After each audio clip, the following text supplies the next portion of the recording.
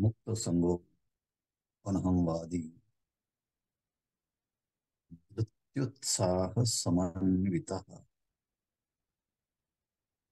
सिद्ध्यसिद्ध्योर्निर्विकारः कर्ता सात्विक उच्यते. श्रीमद्भगवद्गीता. भगवद्गीतेवरील मराठी भाषेतील सर्वोत्तम टीका म्हणजे श्री संत ज्ञानेश्वर महाराजांची भावार्थ दीपिका अर्थात ज्ञानेश्वरी. अध्याय 18. मोक्ष संन्यास योग. श्लोक क्रमांक 26. ओवी क्रमांक 631. इथपासूनच्या आजच्या ह्या क्रमिक चिंतनाला आरंभ होत आहे.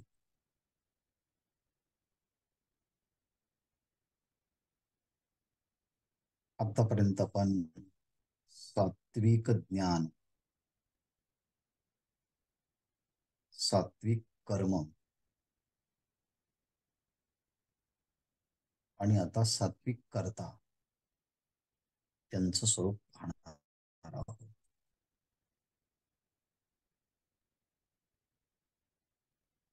संपूर्ण सृष्टी ही त्रिगुणात्मक प्रकृतीपासून बनलेली आहे. सत्वगुण, रजगुण आणि तमोगुण.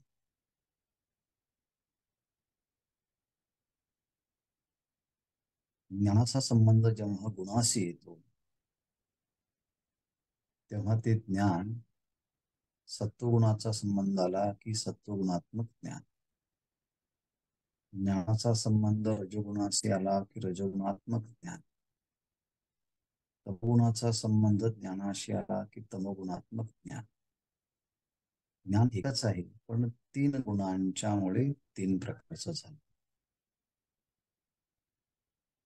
कर्म सुद्धा एकच आहे पण त्या कर्माचा संबंध जेव्हा ह्या 3 गुणांशी येतो तेव्हा ते कर्म सात्विक, राजस आणि तामस अशा 3 प्रकारचे ते कर्म होत असतात. त्या कर्माशी तादात्म्य धारण केल्यामुळे, ते कर्माचा अभिमान धारण केल्यामुळे कर्म करणारा हा कर्ता बनतो.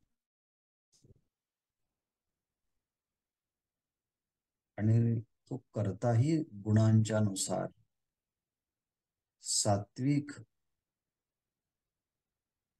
गुणाचा संबंध कर्त्याशी आला की तो सात्विक कर्ता, रजगुणाचा संबंध कर्त्याशी आला की तो राजस कर्ता आणि तमोगुणाचा संबंध कर्त्याशी आला की तो तामस कर्ता. अशा प्रकारे सात्विक, राजस आणि तामस अशा 3 प्रकारचे कर्ते गीतेने प्रतिपादन केले आहे. मुळात या कर्त्यांच्या ठिकाणी सात्विक, राजस, तामस, कर्माच्या ठिकाणी सात्विक, राजस, तामस आणि ज्ञानाच्या ठिकाणी सात्विक, राजस, तामस असे ज्ञानाचे 3 प्रकार, कर्माचे 3 प्रकार आणि आता कर्त्याचे 3 प्रकार असे एकंदरीत 9 प्रकार ह्या 3 गुणांच्यामुळे होत आहे. याचा आपण विचार पाहिला.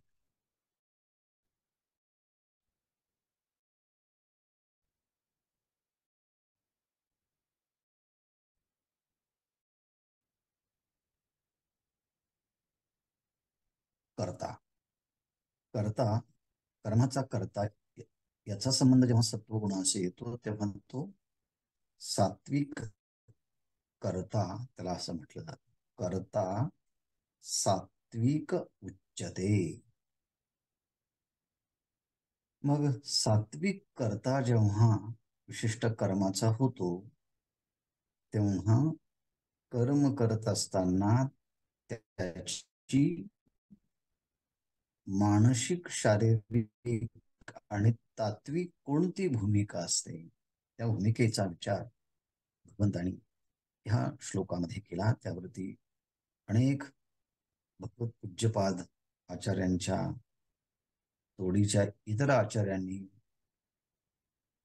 उत्तम प्रकारचं भाष्य केलं आहे. आणि मराठी भाषेतील भाष्य म्हणजे ज्ञानेश्वरी. जसा जसा वेळ भेटेल तसा क्रमाने आपण ह्या संबंधाने विचार करण्याचा प्रयत्न करत आहोत. आपल्या बुद्धिरूपी या झोळीमध्ये जे काही अवगत होईल त्याप्रमाणे आपण ह्या संबंधाचा विचार करण्याचा प्रयत्न करतो. मुक्त संगाः अनहंवादी वृत्त्युत्साह समन्वितः सिद्ध्या सिद्धिर्निर्विकार करता सात्विक. सात्विक करता कसा असतो? मुक्त संगाः, तो संगापासून मुक्त असतो. संगापासून मुक्त असतो म्हणजे आसक्तीपासून मुक्त असतो. कोणत्या प्रकारच्या आसक्तीपासून, कोणत्या प्रकारच्या संघापासून तो मुक्त असतो? तर कर्तृत्वासक्तीच्या पासून तो मुक्त असतो आणि कर्मफलासक्तीच्या पासूनही तो मुक्त असतो. म्हणून कर्तृत्व आणि कर्मफलासक्ती या दोन्ही पासून जो पूर्णपणे मुक्त असतो त्याला म्हणतात मुक्त संघ. अनहमवादी, अहमवादीच्या विरुद्ध आहे अनहमवादी. अहमवादी म्हणजे एखादं कर्म केल्यानंतर करता त्या कर्माच्या बद्दलच दिवसभर सांगत असतो. मी हे केलं, मी हे केलं, मी हे केलं, मी हे केलं. तो त्या कर्माचा जेव्हा अशा प्रकारचा करता होतो त्याला अहमवादी करता, अहमवाद करता असतो. परंतु हा कर्म तर करतो, पण हे कर्म मी केलं आहे, मी ह्या कर्माचा करता आहे, अशा प्रकारे तो सांगत बसत नाही. म्हणून कर्म करून कर्माची वाच्यता तो करत नसल्यामुळे तो अनहमवादी, मी कर्म करणार आहे असं तो सांगत नाही. नंतर धृत्युत्साह समन्वितः. धृती म्हणजे धैर्य आणि उत्साह. धृती आणि धैर्य या दोन मूल्यांनी तो युक्त असतो, समन्वित असतो. दोन जीवनमूल्य त्यामध्ये विशेषत्वाने प्रतितीला येतात, धैर्य आणि उत्साह. धृत्युत्साह समन्विता. नंतर सिद्ध सिद्ध्योर निर्विकार. त्याच्या अंतःकरणामध्ये कर्मफलाच्या सिद्धीविषयी किंवा असिद्धीविषयी तो कोणताही आपल्यावरती परिणाम होऊ शकत नाही, होऊ देत नाही. तो निर्विकार असतो. कर्माच्या फलाच्या सिद्धीविषयी किंवा कर्माच्या फलाच्या असिद्धीविषयी, म्हणजे त्याच्याकडनं कर्म यशस्वी झालं, चांगलं झालं तरी त्याचाही परिणाम होऊ देत नाही आणि यशस्वी कर्म झालं नाही असिद्धी झाली तरी तो दोन्हीमध्ये निर्विकार असतो. म्हणजे हर्ष शोक विरहित असतो. असा जो कोणी करता आहे त्याला सात्विक करता असं म्हटलं आहे. करता सात्विक उच्यते.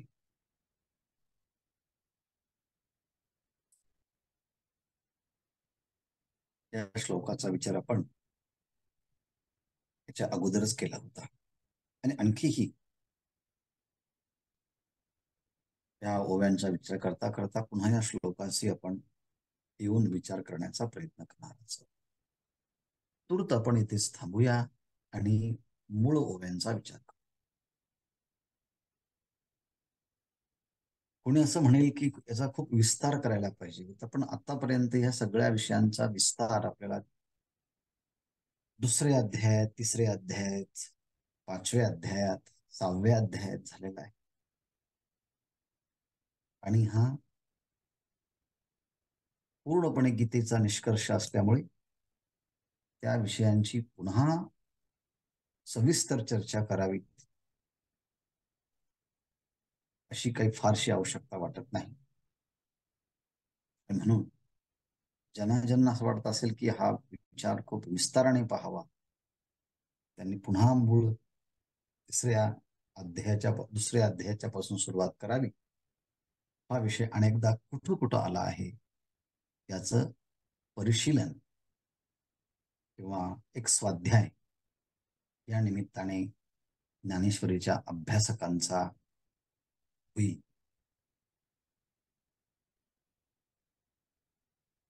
कारण मला एका श्रोत्याने सांगितलं, तुम्ही खूप वरवर सांगता, डिटेल घेत नाही श्लोकाच्या वरती, योगांच्या वरती, कारण हा विषय सगळा झालाच आहे. फक्त त्याची आता आपण आवृत्ती करत आहोत.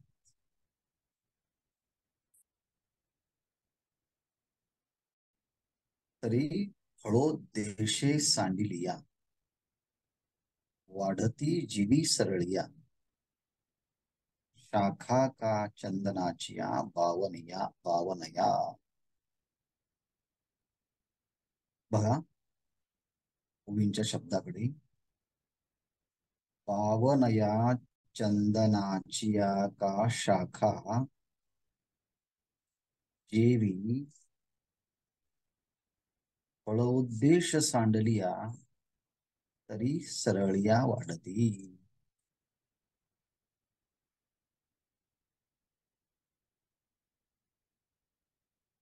पुन्हा आपण चंदन जे मुळातच शीतल असत, जे कोणी परिधान करतात त्यांचंही मस्तक किंवा शरीर शांत करतात हे चंदन. उकळत्या तेलाच्या कढईमध्ये जरी टाकलं तरी ह्या मलगिरीचे 52 नामक चंदनाचा एक उकळत्या तेलात एक थेंब टाकला तरी ते तेल शांत होतं. एवढा मोठा सकारात्मक परिणाम या मलयगिरीच्या 52 नामक चंदनाच्या मध्ये असतो.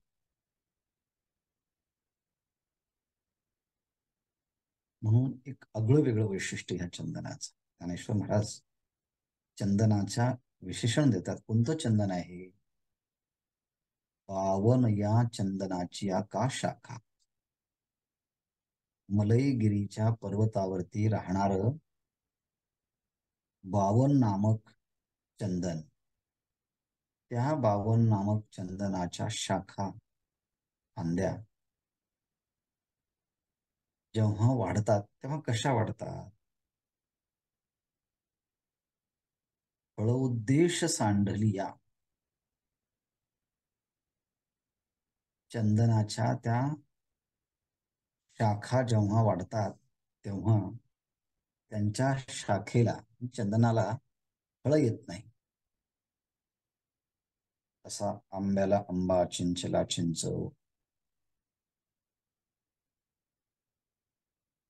त्या त्या झाडाचे ते ते फळं असतात. पण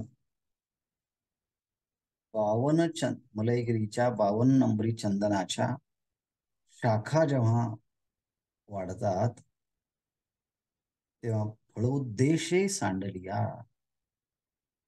त्या शाखांना आपल्याला काही मोठमोठी फळं लागणार आहे हा उद्देश सोडून जेवी सरळिया वाढती, त्या 52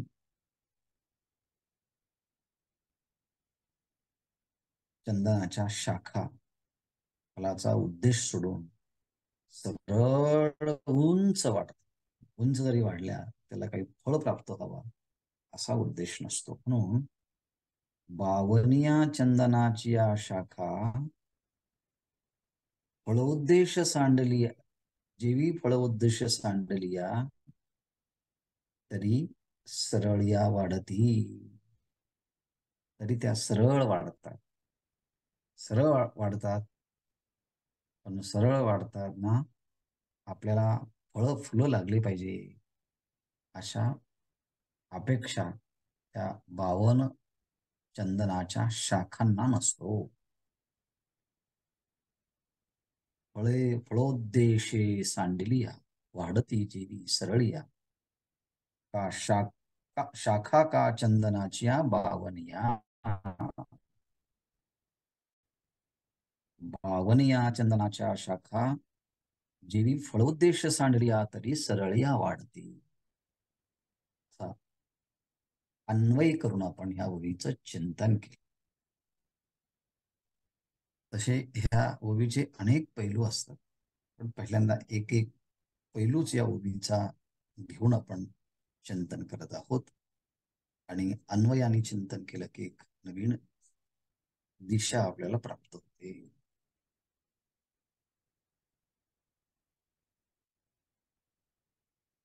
पुढची ओवी. का न फळतिया सार्थक,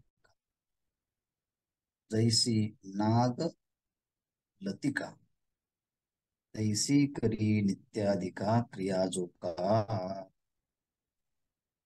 दृष्टांत पूर्वक सिद्धांत. जैसिया नागलतिका न फळतिया सार्थका, जैसिया का नागलतिका न फळताही सार्थक. नाग लतिका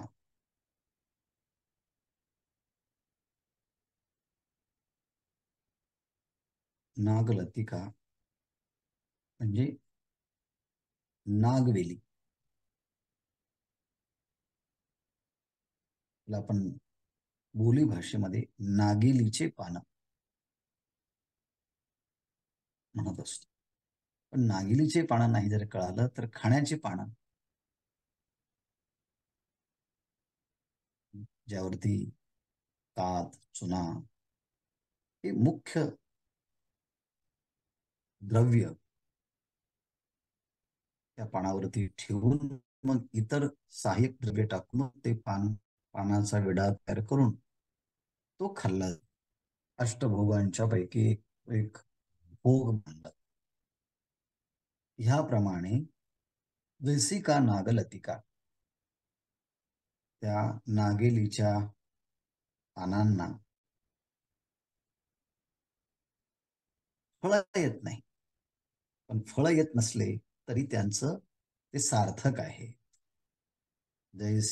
जैसिया नागलतिका न फळताही सार्थक.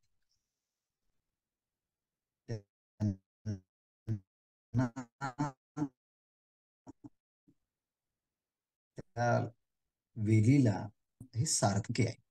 म्हणजे काय, पानं हाच मुख्य उद्देश आहे त्याचा. त्याला फळ येणं हा उद्देश नाही. फक्त पान त्या नागवेलीचं ते जरी मिळालं तरी तेच फळ आहे. त्याला आणखी वेगळ्या फळाची अपेक्षा नाही. म्हणून तैसिया जो का नित्याधिक क्रिया करी, त्याप्रमाणे हे 2-3 दृष्टांत देऊन सिद्धांत सांगतात तैशिया. त्याप्रमाणे जो का नित्यादिक क्रिया करी, त्याप्रमाणे जो नित्य नैमित्तिक अशा प्रकारचे तो कर्म करत असतो. म्हणजेच पावन नामक चंदनाच्या मलयगिरीवरचा चंदनाला उद्देश टाकून उंच वाढतात असं जेव्हा म्हटलं आहे, तर शाखा, चंदनाच्या शाखा हेच फल आहे. त्याला नवीन फळाची अपेक्षा नाही. नागिलीचे पानं खाणं हेच मुख्य उद्देश आहे.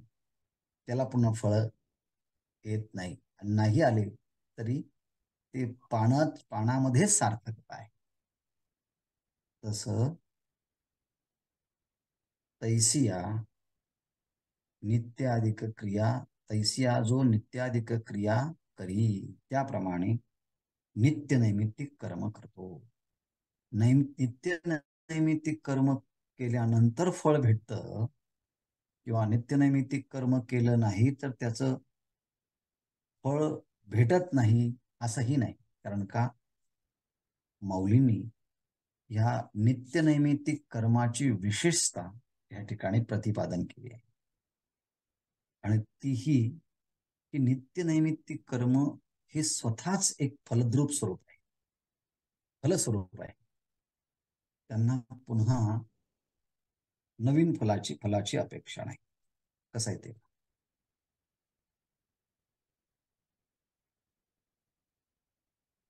तैसिया जो नित्य अधिक क्रिया करी, त्याप्रमाणे हा नित्य नैमित्तिक कर्म करतो. पण नित्य नैमित्तिक कर्माला काय फळ आहे? नित्य नैमित्तिक कर्म हे स्वतःच एक फलस्वरूप आहे. नागिलीचे पानं हे फलस्वरूप आहे. 52 नंबरचे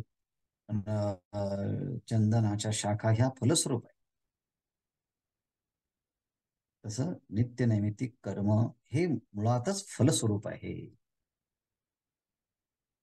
परी फळशून्यता नाही तया विफलता, पै फळासीच पंडुसुता फळे कायसी. ह्या ओवीमध्ये मौलींनी प्रश्न विचारला आहे.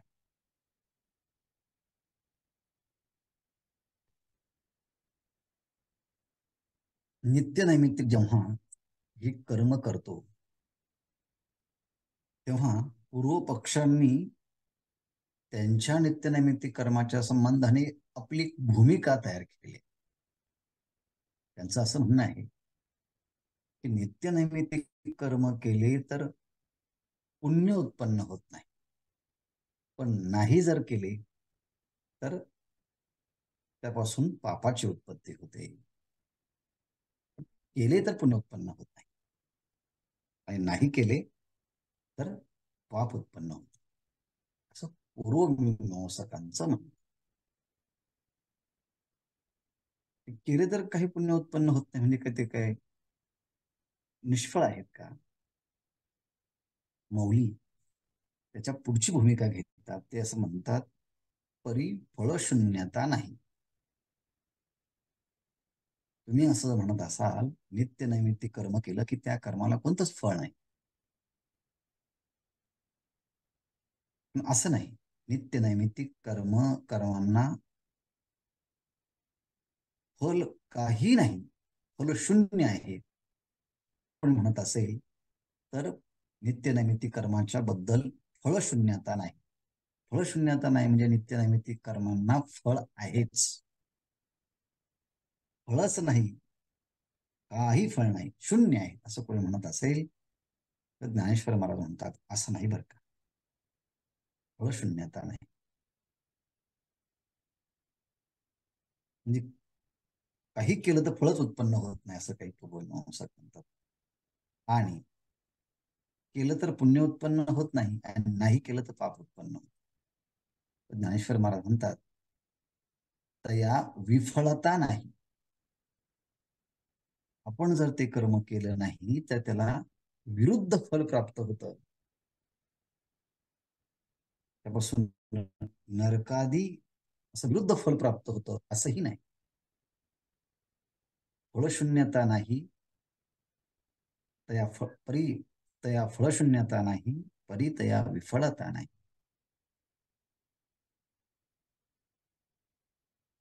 मग नित्यनैतिक कर्माच्या अनुष्ठानापासून अत्यंत फलाचा अत्यंत अभाव आहे असं नाही. नाही केलं तर नरकाधिक प्राप्त होतात, असं विरुद्ध फल भेटतं असंही नाही. मग कसं आहे सांगतात, नित्यनैमित्तिक कर्म हे स्वतःच फलस्वरूप आहे. हे मुळातच सार्थक स्वरूप आहे. त्यामुळे पुन्हा त्या नित्यनैमित्तिक कर्म फळालाच पुन्हा फळ कशी येतील बरं? फळासीच पण्ण सुद्धा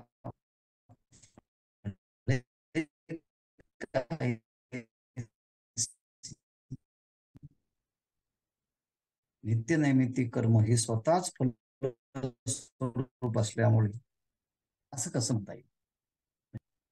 चंदनाला फळं नसले तरी नुसत्या शाखा जरी वाढल्या तरी ते फलद्रूपच आहे. तसं नित्यनैमित्तिक कर्माला आणि कर्म हे मुळातच फलस्वरूप आहे, सार्थक आहे. फलशून्यता नाही आणि विफलता नाही. आणि आदरे करी बहुवसे, परिमी करता हे नमसे, वर्षा काळीचे जैसे मेघवृंद.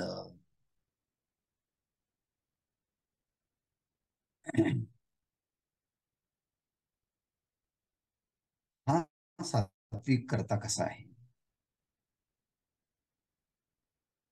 बहुवसे आदरे करी. हा जो सात्विक करता आहे, हा सात्विक करता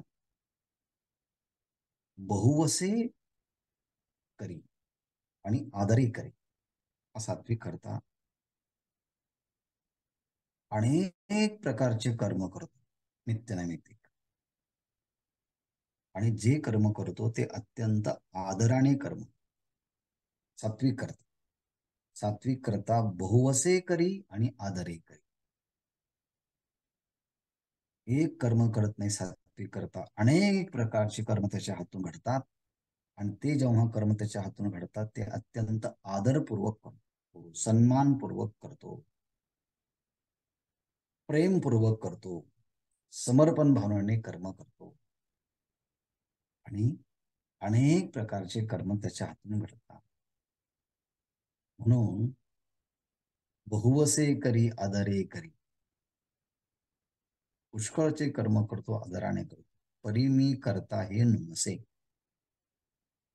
परंतु मी ह्या कर्माचा करता आहे, परी मी करता हे नमसे असा तो अभिमान होऊन बोलत नाही. असं अभिमानाने बोलत नाही. मी करता हे नमसे, मी करता आहे असा अभिमान उत्पन्न होत. पण कर्म करतो कसा? बहुवसे करी, आदरे करी, आदराने करतो. आणि अनेक प्रकारचे कर्म त्याच्या हातून घडत असतात. सामाजिक कर्म घडतात, आध्यात्मिक अनेक प्रकारचे कर्म त्याच्याकडनं, शैक्षणिक कर्म त्याच्याकडनं घडतात. अर्थात सगळ्या ज्ञान शाखेची, व्यवहार शाखेचे त्याच्याकडनं चांगले प्रकारचे कर्म. मग आदरे करी बहुवसे करी, परंतु मी करता ऐसे हे नमसे, परंतु मी करता आहे असं तो म्हणत नाही. यासाठी उदाहरण दिलं आहे.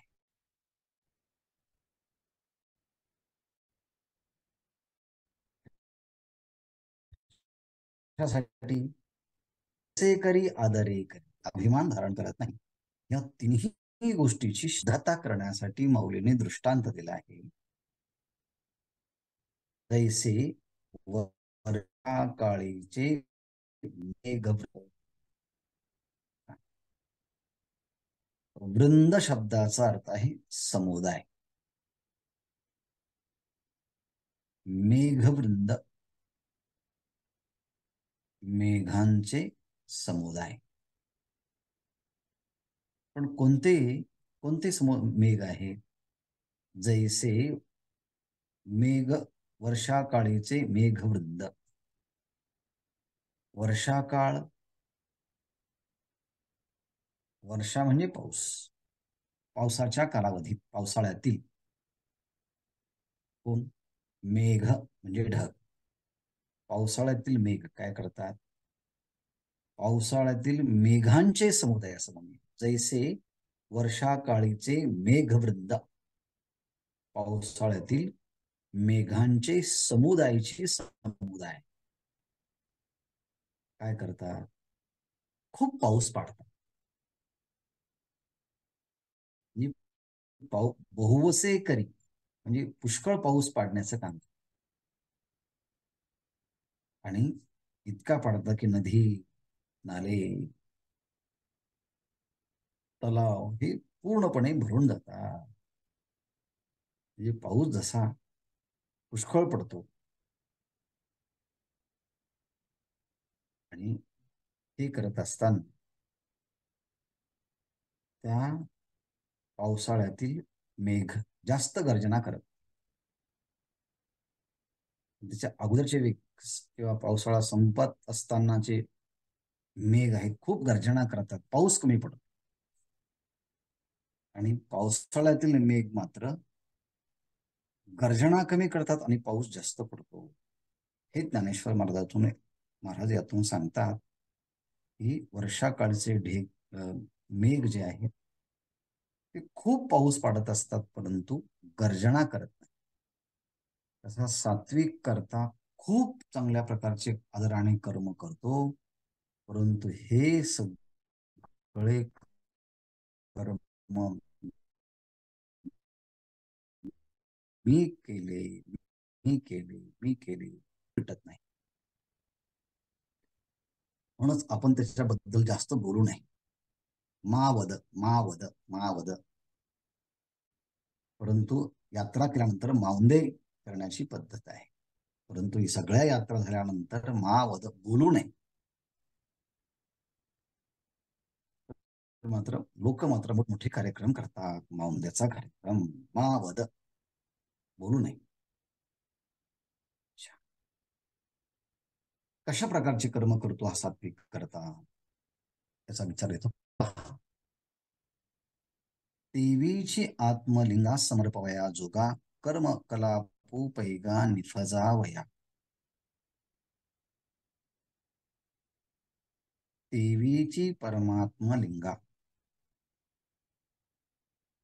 परमात्मा सगुण साकार परमात्मा,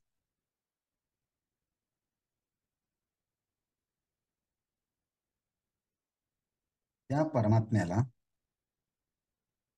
आपल्या हातून घडणारे जेवढे काही कर्म आहेत त्या कर्माने त्या ईश्वराची पूजा करायची आहे. ते सगळे कर्म ईश्वराला समर्पित करायचे आहे.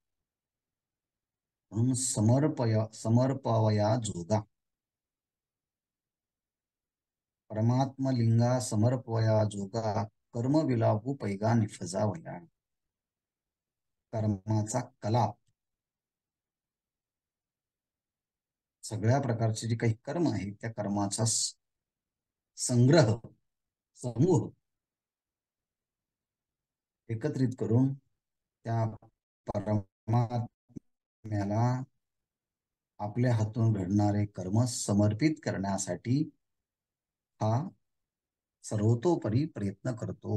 परमात्मा लिंगा समर्पया जोगा, कर्म कलापू पैगा निफजावया. कर्म कलाप, त्या कर्माचा समुदाय तो कर्म करण्याकरता प्रवृत्त करतो. आणि मग कर्म करत असताना त्यातले उत्साहपूर्वक करतो, प्रेमाने कर्म करतो, पण त्याचबरोबर शास्त्र विधीला अनुसरून कर्म करतो. मनमानी पद्धतीने कर्म करतो. त्या काळातील नुलंग शुद्धी साधने, शास्त्राच्या वाती पाहणे, क्रय निर्णयो, क्रिया निर्णयो. आपण जेव्हा एखादं कर्म करतो तेव्हा त्या कर्माच्या बद्दलचा जो काही साधक बाधक निपक्षपाती जो विचाराचा निर्णय आहे, तो निर्णय कशा पद्धतीने व्हावा ते शास्त्राच्या वाती पाहणे, शास्त्र प्रकाशाच्या साह्याने कर्माच्या संबंधाचा निर्णय कसा घेतला जावा याची विचारमीमांसा, या विचारमीमांसा, याचा सारासार विचार, याची मांडणी, याची निर्मिती याबद्दलही विचार केला जातो. काळाते नुल्लंघणे देशशुद्धीही साधन, शास्त्राच्या वाती पाहणे क्रिया निर्णयो. काळाते नुल्लंघणे, कोणतंही वैदिक कर्म करायचं असेल तर त्या वैदिक कर्मासाठी योग्य प्रकारच्या काळाची गरज असते.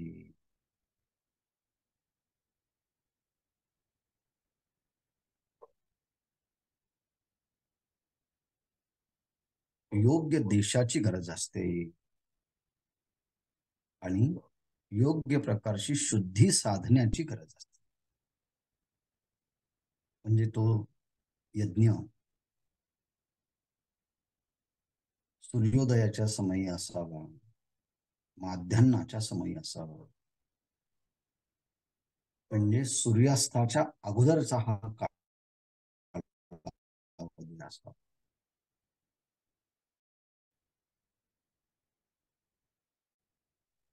वैदिक श्रौत कर्म जे आहे ते सूर्योदर सगळ्या प्रकारचे कर्म करण्याचा अधिकार, निर्णय, गुहा ही वेदाने सांगितली. म्हणून लग्न समारंभ देखील गुरज मुहूर्तावरती होताना ते सूर्यास्ताच्या समयी, परंतु वर्तमान काळामध्ये ते लागतात मात्र 9-10 वाजता. काळाते उल्लंघणे म्हणजे योग्य प्रकारच्या कालाची अपेक्षा ठेवून ते कर्म केले जाते. प्रातःसमयी असेल, माध्यान्हाला असेल किंवा सूर्यास्ताच्या अगोदर असेल, काळाचं उल्लंघन केलं जात नाही. परंतु वर्तमान काळामध्ये आपापल्या सोयीनुसार ते केलं जातं. त्याला काय होतं असं म्हणून परदेशी परंपरा हीच आपल्यासाठी सोयीची वापरते. म्हणून लोक लग्न देखील रविवारीच करतात, 10 रविवारीच काही करतात. सुट्टी आहे ना त्या दिवशी, मग ते सगळं. इथे तसं नाही. जो काळ सांगितला आहे त्या काळाचा, त्या कालामध्येच ते कर्म करावं लागतं. काळाचं उल्लंघन करता कामा नाही. माऊली सांगतात काळाते नुल्लंघणे, ते कार्यासाठी काळाचं उल्लंघन केलं जात नाही. देश शुद्धीही साधणे, योग्य प्रकारचा देश आहे कर्म करण्यासाठी. नदीचा सुंदर प्रकारचा पवित्र परिसर आहे, शिवालय आहेत, हिमालय आहेत, सुंदर प्रकारची नर्मदा, गोदावरी, कावेरी या नद्या वाहत आहेत. साधू संतांचा तिथे निकट वास आहे. देश शुद्धी साधन, योग्य प्रकारच्या देशाची देखील निवड करणं. नाहीतर यज्ञ करायचा आहे स्मशानभूमीत, यज्ञ करायचा आहे चव्हाट्यावरती, अशा प्रकारचं नाही. देशशुद्धी साधन याकरता शास्त्रांच्या वाती पाहणे क्रिया निर्णयो. अर्थात शास्त्रांच्या वाती पाहणे, शास्त्राच्या निर्णय हाच एक प्रकारचा दिवा आहे, दीप आहे. आणि शास्त्र निर्णय दीप, आणि या शास्त्र निर्णय रूपी दीपाच्या प्रकाशाखाली नित्यनैमित्तिक क्रिया संबंधाचा योग्य निर्णय पाहिला जातो. अर्थात कोणता कालावधी योग्य आहे, कोणता देश योग्य आहे, कोणते साधन योग्य आहे, या सगळ्यांचा विचार करून मग त्या कर्माच्या संबंधाने योग्य प्रकारचा निर्णय केला जातो. म्हणून सात्विक करता केवळ श्रद्धेने कर्म करतो असं नाही, तर शास्त्र विधीने कर्म करतो हा मुख्य भाग या 2-3 ओळींच्या मध्ये.